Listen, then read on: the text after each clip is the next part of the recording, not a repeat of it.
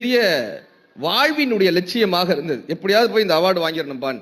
South ஆப்பிரிக்காவில் பெரிய பஞ்சம் இருந்த தருணம். அந்த தருணத்தில் நீங்க இந்த கூகுளில் இந்த போட்டோ பார்த்துருக்கலாம். பசி, வறுமை, ஒரு 1.5 வயசு குழந்தை இந்த வறுமையில கிடக்க எலும்பும் தோலுமா ஒரு குழந்தை.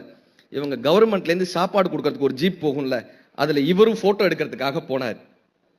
அந்த குழந்தைல பசி, அதுக்கு சாப்பிடறதுக்கு வழி இல்லை. இந்த கவர்மெண்ட் கொடுத்த உணவு பொட்டலம் கீழே கிடக்கு.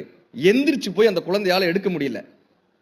எலும்பும் தோலுமா இருக்கிற குழந்தை நகண்டு நகண்டு போய் அந்த சாப்பாடு எடுக்க போகுது. பக்கத்துல ஒரு கழுகு நிக்குது, பெரிய கழுகு. அந்த போட்டோ பார்த்துருக்கீங்களா? கூகுள்ல இருக்கும், அந்த போட்டோ முடிஞ்சா பாருங்க. கழுகு இப்படி நிற்கும்.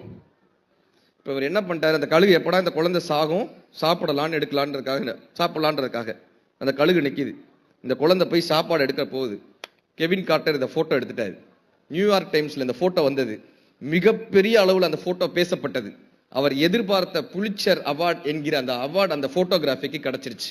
அதானே அவர் வாழ்க்கையில நினைச்சது, அதானே அவருடைய வெற்றி. கிடைச்சிருச்சுல, வெற்றி கிடைச்சிருச்சுல. இப்ப அவருக்கு எவ்வளவு சந்தோஷமா இருக்கணும். அந்த வெற்றி கிடைத்ததுனாலேயே அவருக்கு மிகப்பெரிய ஒரு சோர்வு ஏற்பட்டது. அந்த மனிதன் தற்கொலை செய்து கொண்டான். ஏன் தெரியுமா? இந்த அவார்டெல்லாம் வாங்கிட்ட சரிப்பா, இந்த போட்டோவை பார்த்து அத்தனை பேரும் கேட்ட கேள்வி என்ன தெரியுமா? அந்த குழந்தை என்னாச்சு கேட்பாங்களா? அந்த குழந்தை என்னாச்சு? சாப்பாடு எடுத்து நீ கையில கொடுத்தியா, இல்ல அந்த கழுகையாவது விரட்டி விட்டியா? எதுவுமே. அவர் போட்டோ எடுத்துட்டு வந்துட்டாரு. விரட்டி விட்டியா? அவருக்கு எதுவுமே பண்ணல. போட்டோ எடுத்துட்டு வந்துட்டாரு. அவர் அந்த புகைப்படத்தை பார்த்து கழுகு விரட்டிக்கிட்டே இருக்கார். மன ரீதியாக பாதிக்கப்பட்டு கெவின் கார்ட்டர் தற்கொலை செய்து கொண்டார் என்பது வரலாறு. வெற்றி அடைவதால் மகிழ்ச்சி வருவதே இல்லைங்க. வெற்றி அடைகிறதுனால மகிழ்ச்சி வர்றதே இல்லை.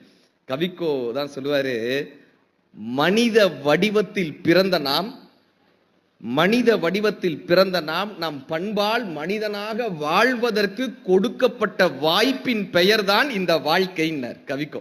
மனித வடிவத்தில் பிறந்துட்டோம், மனுஷனா வாழ்றோமான்னு ஒரு கேள்வி வருது இல்ல.